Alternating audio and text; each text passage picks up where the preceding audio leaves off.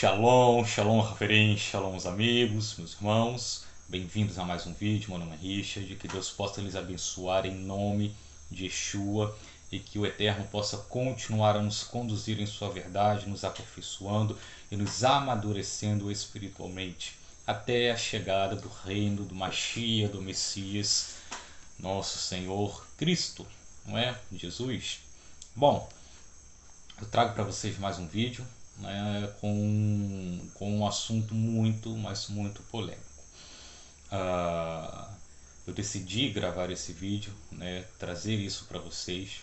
Já vou passar já sobre o que é, porque ninguém quer pôr a cara para falar isso. Ninguém quer se expor para falar sobre este assunto. Este assunto não é passado dentro dos templos religiosos. Os líderes religiosos não falam sobre isso abertamente, ninguém fala sobre isso abertamente, uns por medo, né, de represálias, outros porque acham que isso é uma das maiores heresias que existe, né, uma das maiores mentiras que existe. Então você basicamente não vê nada, nenhum conteúdo no meio cristão e em outras religiões aí sobre esse assunto. Tá? É um assunto sério e eu decidi trazer isso para você de forma aberta, tá? Mediante o que a Bíblia diz, mediante o que a Bíblia, os textos bíblicos nos passam. Tá? E qual é esse assunto de extrema importância? É o assunto que concerne sobre a Trindade. A Trindade, Deus Pai, Deus Filho, Deus Espírito Santo, é verdade? A Trindade é bíblica? Para você saber a resposta, eu peço que você assista o vídeo até o final, tá? Eu vou começar a ler os textos aqui para você e a expor esse assunto para você, ok? Bom, então vamos iniciar o nosso primeiro texto.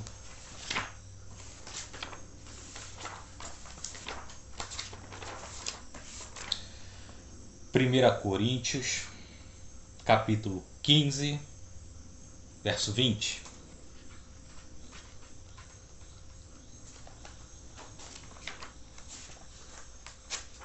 Primeira Coríntios 15, verso 20.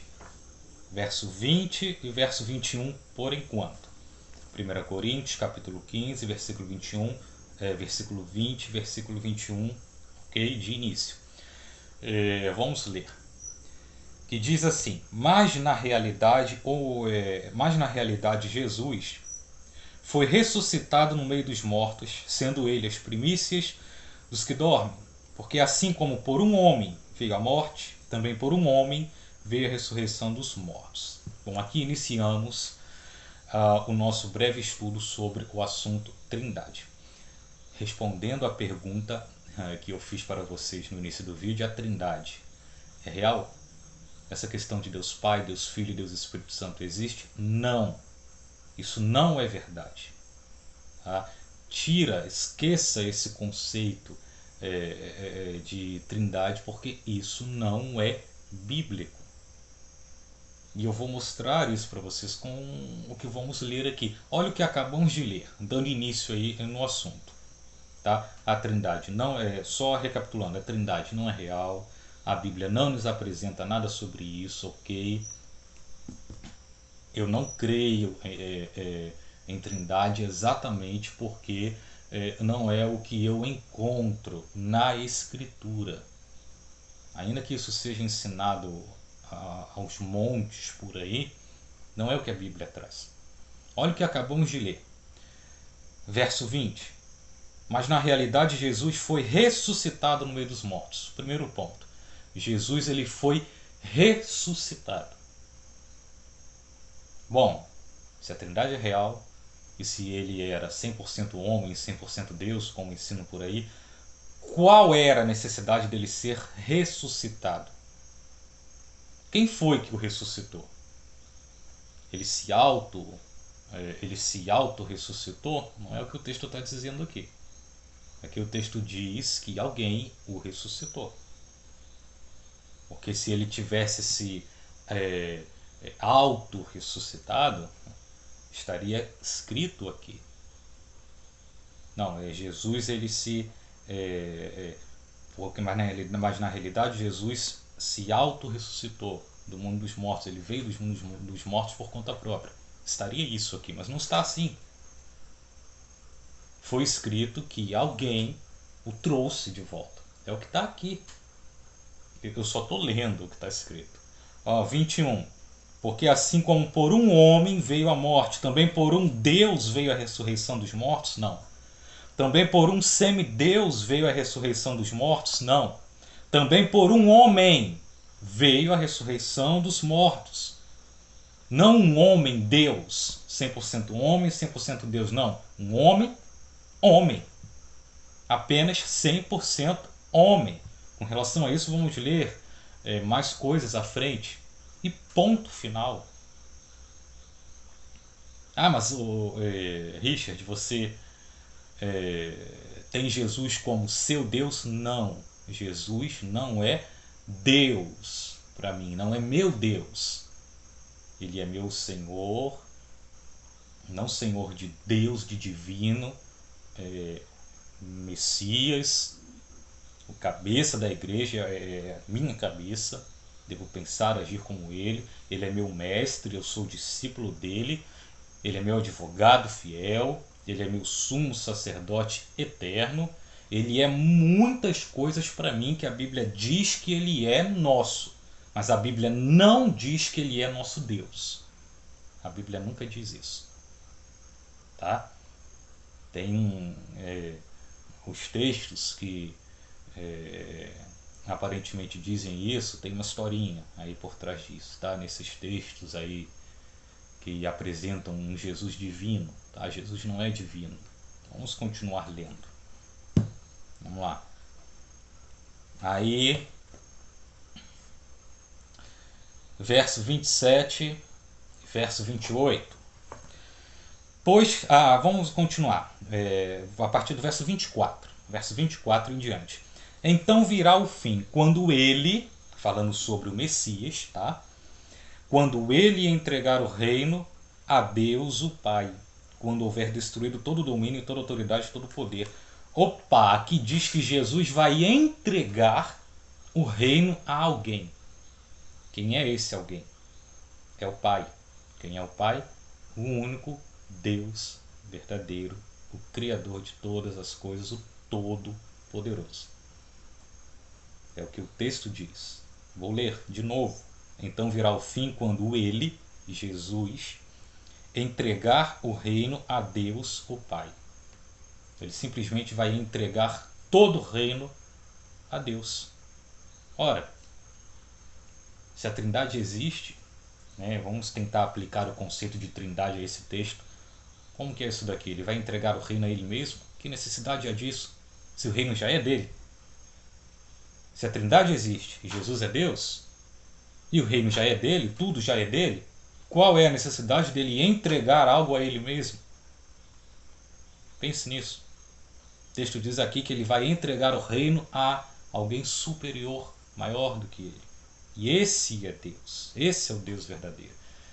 Quando dizem o Deus de Abraão, de Isaac, de Jacó, muitos aí gostam muito de usar essa frase, mas mal conhecem o Deus de Abraão, de Isaac e Jacó. O Deus de Abraão, de Isaac e de Jacó não é Jesus, não. Ok? Não é Jesus. Vamos lá. Pois é necessário que ele reine até que tenha posto todos os inimigos debaixo de seus pés. Ora, o último inimigo a ser destruído é a morte. Pois se lê, todas as coisas sujeitou debaixo de seus pés. Dos pés de quem? Jesus. Todas as coisas foram sujeitas a ele. Isso está correto. Mas quando diz todas as coisas lhe estão sujeitas, exceto aquele que lhe sujeitou todas as coisas. Olha isso. Você está com uma Bíblia que está acompanhando, não é possível, você não consegue ver isso. O texto aqui diz que tudo foi sujeito a Jesus, tudo foi dado a ele por alguém, por um outro ser, tá? Que não um outro ser que faz parte de uma trindade, uma trinidade, ou qualquer coisa aí relacionada com unicismo, qualquer não, nada disso. Aqui diz que um outro ser sujeitou tudo a Jesus. E esse mesmo ser não se sujeitou a ele. Ele entregou tudo, todo o domínio, ele pegou e entregou a Jesus, mas ele permaneceu superior. Por isso que diz aqui, olha, todas as coisas lhe foram sujeitas, exceto aquele que sujeitou todas as coisas a Jesus. Pois esse é o Deus verdadeiro, Deus de Abraão, de Isaac e de Jacó. O Deus que muitos dizem que serve, mas não conhece. Porque fica dividindo ele em 3 pessoas: Pai, Filho e Espírito Santo. Isso não existe. Tá? Isso é antibíblico, não é o que a Bíblia nos traz. Antes que você pense isso, então você está dizendo que o Espírito Santo não é real? Não, ele é real, ele existe. Mas ele não é uma pessoa separada de uma trinidade aí. Não é isso que é apresentado aí. Assim como Jesus também não faz parte de uma trindade se relacionando entre si, é como se fosse 3 deuses ali. Não. Quem confessa a trindade, confessa 3 deuses. A verdade é essa. Então, uma pequena aspas aqui, pausa no nosso estudo. A verdade é essa. Quem você serve? Eu sirvo a Deus. Tá, qual Deus? Deus Pai, Deus Filho ou ao Deus Espírito Santo?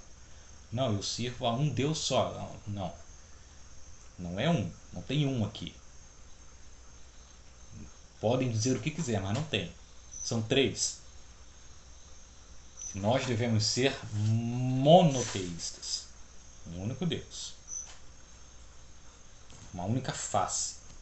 Não um Deus com 3 faces que se relacionam entre si. Como é isso? Vamos continuar lendo os textos aqui? Vamos lá. Então aqui já vimos alguns pontos aqui importantes nos textos que lemos aqui. Os próximos aqui, se você ainda está acompanhando, mesmo que você não esteja concordando, continue acompanhando, porque os próximos textos aqui têm uma força ainda maior, tá? Para desmascarar essa mentira da Trindade. Vamos lá. 1 Timóteo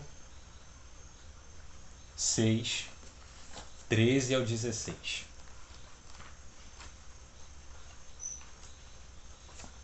1 Timóteo 6, versículo 13 ao versículo 16. Olha o que diz. Exorto-te perante a Deus, que a todas as coisas vivifica, e de Jesus, que perante Pôncio Pilatos deu testemunho da boa confissão, que guardes este mandamento sem impureza e irrepreensível até a manifestação de nosso Mestre Jesus, que no tempo determinado mostrará o bendito e único soberano, Rei dos reis e Senhor dos governantes, ou Senhor dos senhores. Olha, irmão, olha o que o texto está dizendo. Está dizendo que no tempo determinado, em um momento da história, Cristo nos mostrará quem é o único e verdadeiro Deus. É o que está escrito aqui. Vou ler de novo. Verso 14. Que guardes este mandamento sem impureza e irrepreensível até a manifestação de nosso Mestre Jesus, que no tempo determinado mostrará o bendito e único soberano Rei dos reis e Senhor dos senhores. Se ele já é, e ele se revelou aos discípulos, ele tem se revelado, qual é a necessidade de mostrar de novo? Não há sentido nisso. Agora, se ele está aos poucos nos revelando o verdadeiro Deus, aí futuramente ele vai fazer isso, ele fará isso de uma vez por todas. Quando pudermos contemplar as coisas de uma forma mais profunda, não é? De forma muito mais profunda do que agora. Agora, o que o texto está dizendo é isso. Jesus ele vai nos mostrar futuramente um único e verdadeiro Deus. Ele vai nos revelar. Não é ele. Jesus, ele de muitas coisas que ele também é um mensageiro. Uma das coisas que ele é um mensageiro do Deus Todo-Poderoso. E o que vemos em suas mensagens é que ele tenta o tempo todo nos mostrar quem é esse Deus Todo-Poderoso. É o que ele faz quando ele estava vivendo aqui, é o que ele tem feito e é o que ele fará sempre. Vamos continuar lendo. Vamos lá. Evangelho de João. Evangelho de João, capítulo 5, verso 30. Evangelho de João, capítulo 5, Yohanan, verso 30, que diz: eu não posso de mim mesmo, aqui é o próprio Cristo falando, eu não posso de mim mesmo fazer coisa alguma, como ouço, assim julgo, e o meu juízo é justo, porque não procuro a minha vontade, mas a vontade daquele que me enviou. Opa, aqui ele diz que não procura a própria vontade, mas ele procura a vontade daquele que o enviou. Se ele é 100% homem, vamos tentar aplicar o conceito de trindade aqui de novo. Se ele é 100% homem, 100% Deus, então ele não tem que seguir a vontade de ninguém. Ele é, e a vontade é dele, mas não é o que ele está apresentando aqui. E se essa questão de trindade eles conseguem, vamos lá, né? Essas pessoas se dividem e se relacionam entre si, novamente, digo aí que então tem mais de um Deus aí, ou um semideus. Meu irmão, não é o que a Bíblia nos apresenta. Ele diz claramente aqui que ele não busca, ele nunca buscou a sua vontade, mas a vontade daquele que enviou ele. Que o enviou ou o expediu. Ele sempre buscava fazer a vontade desse ser. Vamos lá. Capítulo 10, João capítulo 10. João capítulo 10, versículo 1 ao 3, que diz: em verdade, digo para vocês, quem não entra pela porta do aprisco das ovelhas, mas sobe por outra parte, esse é ladrão e salteador.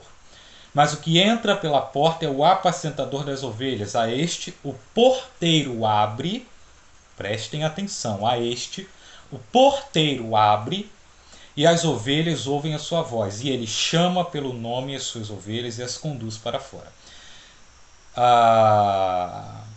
Aí verso 9, versículo 9. Eu sou a porta. Se alguém entrar por mim, será salvo. E entrará e sairá e achará pastagem. Jesus diz que ele é a porta. Mas onde está o porteiro? Porque você pode procurar em toda a Escritura. Você nunca encontrará Jesus dizendo que ele é o porteiro. Ele é o bom apacentador ou o bom pastor. Ele é a porta do aprisco, mas ele nunca diz que é o porteiro. E aí? Onde está esse porteiro? Quem é o porteiro que manuseia a porta? A porta é Cristo. Mas tem um porteiro, tem alguém que manuseia essa porta, tem alguém que domina Cristo, maior que ele, que dá ordens a ele, que é soberano sobre ele. É o que o texto aqui nos traz. Por isso você nunca encontra ele dizendo que é o porteiro. Não. Ele diz: eu sou a porta, eu sou o bom apacentador, mas o porteiro, cadê? Esse porteiro que ele diz que o porteiro abre a porta para as ovelhas entrarem. Esse porteiro manuseia a porta. Se Jesus é a porta, então Jesus tem alguém que manuseia ele. Tem alguém que é líder dele. Vamos continuar. Vamos lá.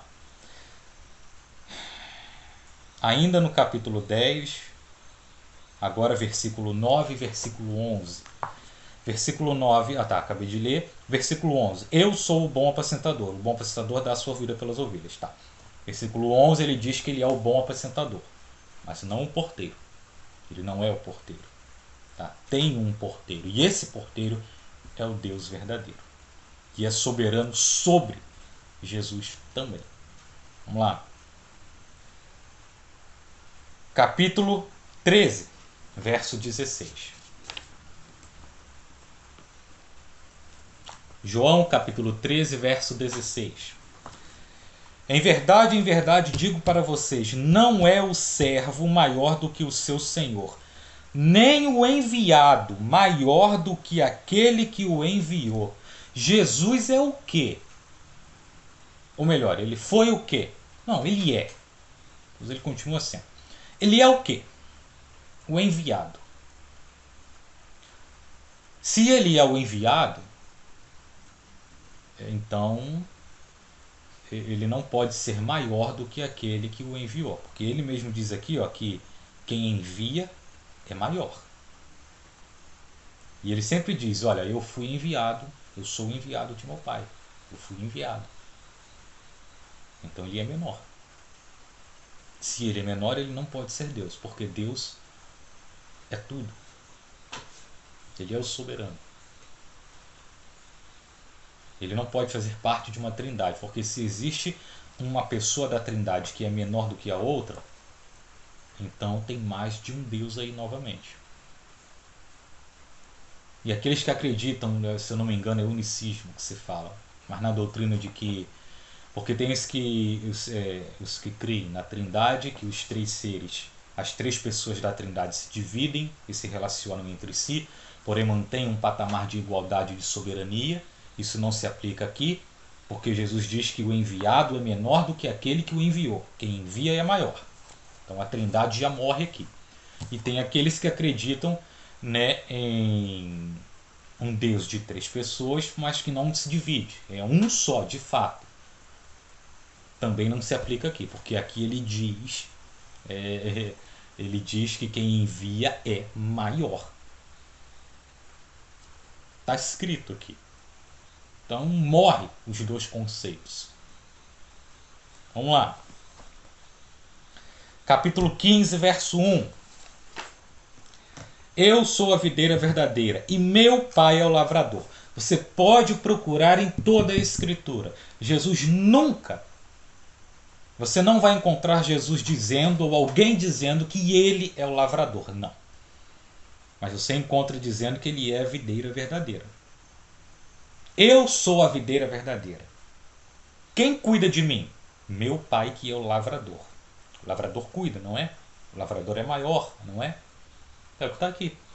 Jesus é a videira, mas ele nunca diz que é o lavrador. Porque existe um lavrador, e esse lavrador cuida de Cristo, cuida de Jesus, domina sobre Jesus. É a cabeça dele. Vamos lá. Capítulo 17, verso 3 ao 5.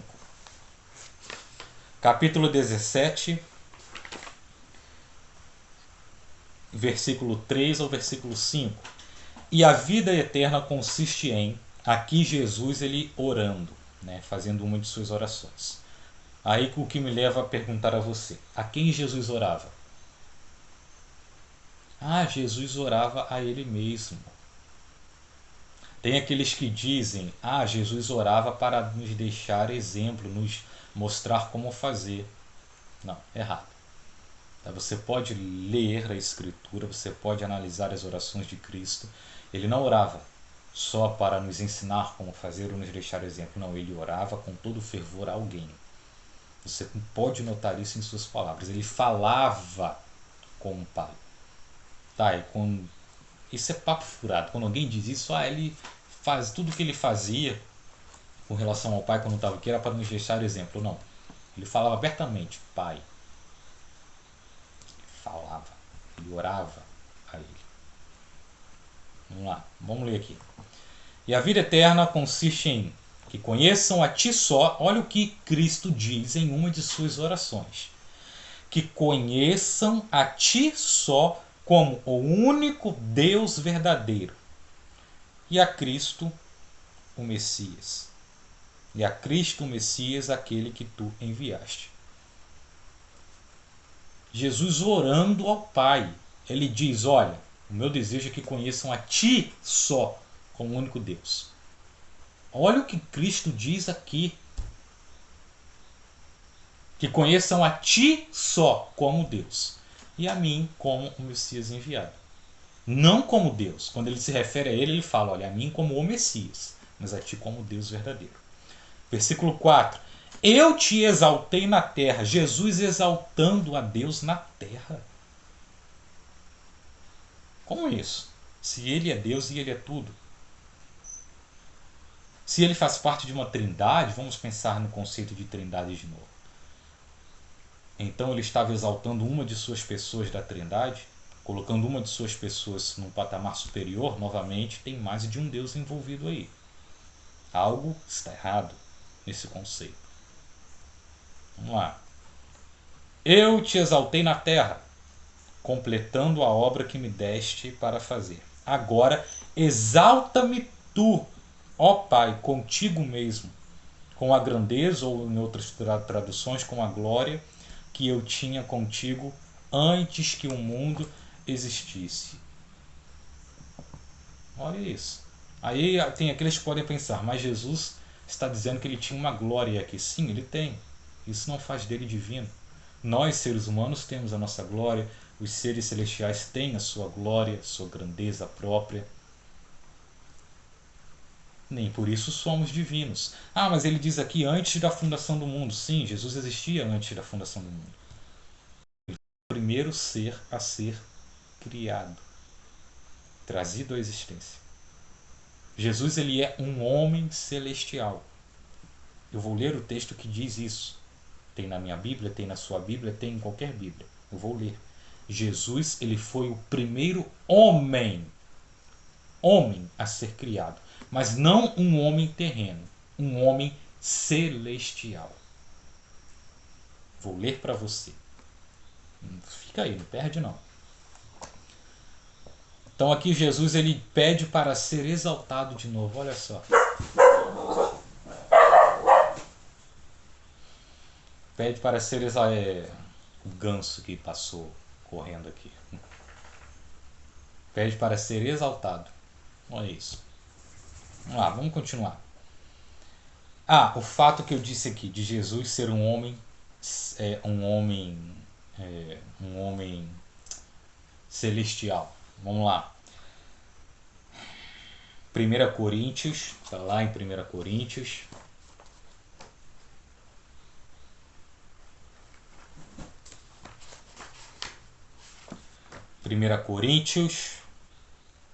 Capítulo 15. Até lemos alguns versículos nesse capítulo. Versículo 45 ao 47. Vamos lá. Olha o que diz. Assim também está escrito: o primeiro homem, Adão, tornou-se alma vivente. O último Adão, espírito vivificante. Mas não é primeiro o espiritual, e sim o natural. E depois o espiritual. Aí o 47. O primeiro homem é da terra. O segundo homem veio dos céus. O apóstolo Paulo quem diz isso. Não é Richard quem diz isso. É a Escritura. Vou ler de novo 47. O primeiro homem é da terra, se referindo a Adão. O segundo homem veio dos céus, se referindo a Jesus. Homem celeste que veio, que foi enviado. Mas homem, não Deus, não um semideus. Homem. É o que a Escritura traz.